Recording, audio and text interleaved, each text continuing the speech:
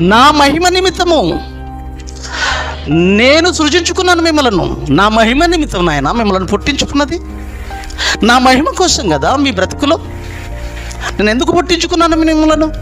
వింటున్నాడు తల్లి, ఎందుకు పుట్టావు నువ్వు? అసలు నా మహిమ నిమిత్తం నిన్ను సృజించుకుంటే నువ్వేమో పాపం చేస్తుంటావు, దోషభరితమైన జీవితాలతో నేను ఉండిపోతుంటావు, ఎన్నో మాటలు నీకు తెలియజేస్తుంటే పట్టించుకోలేని స్థితిలోకి వెళుతున్నావు. ఇటువంటి పరిస్థితుల్లో నన్ను జ్ఞాపకం చేసుకొని నన్ను పట్టించుకోవడాన్ని నీవు అనుకుంటున్నావు. కానీ నిన్ను జ్ఞాపకం చేసుకొని నీ పాపాలను బట్టి నిన్ను శిక్ష విధించాలనుకుంటున్నాను. నీకు శిక్ష పడుతుంది, నేను శిక్షించాలనుకుంటున్నాను, నా ఉగ్రత కుమ్మరించాలనుకుంటున్నాను. నేను మహారౌద్రుడనై నీ విషయంలో నేను శిక్షకు పాత్రుడిగా ఎంచాలనుకుంటున్నాను. అప్పుడు ఏం చేస్తుందో చెప్పు, తట్టుకోగలుగుతావా? దేవుడే శిక్షకుడై దేవుడే మనకు వ్యతిరేకంగా మారితే ప్రియులరా, ఎవరు కాపాడేవాళ్ళు ఈ లోకంలో చెప్పండి? మంచిదంటారా? అది బాగోదండి. ఆ విషయంలో దేవుడు అటు పరిస్థితుల్లో మనం జ్ఞాపకం చేసుకునే వారంగా ఉండకూడదండి.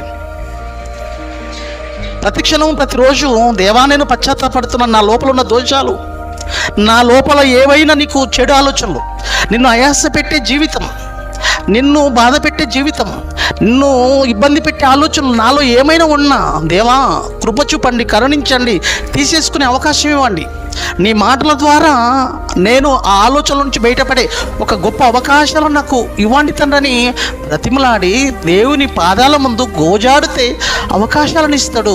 పశ్చాత్తాపడితే దేవుడు నిన్ను నీ పాపాలను క్షమించే అవకాశం ఉంది నాన్న, క్షమించే అవకాశం ఉంది. ఒక భక్తుడి జీవితాన్ని మనం చూడగలిగితే ఎలా ప్రాధేయపడుతున్నాడో, ఎంతగా ఆరాటపడుతున్నాడో ఒకసారి ఈ వ్యక్తి జీవితాన్ని చూడండి. ఒక మహా చక్రవర్తి అండి, ఇశ్రాయేలు ప్రజలను ఏకఛత్రాధిపత్యంగా 40 సంవత్సరాలు పరిపాలించిన ఒక రాజు దావీదు. ఆయన చూశారా ఎలా ప్రార్థిస్తున్నాడు దేవుణ్ణి, ఎలా మొరపెడుతున్నాడు దేవుణ్ణి? కీర్తనల గ్రంథము 25:7 ఏ విషయంలో జ్ఞాపకం చేసుకోవాలని కోరుకోవాలో తెలుసా మనం? డీలరా చూడండి, కీర్తనల గ్రంథము 25:7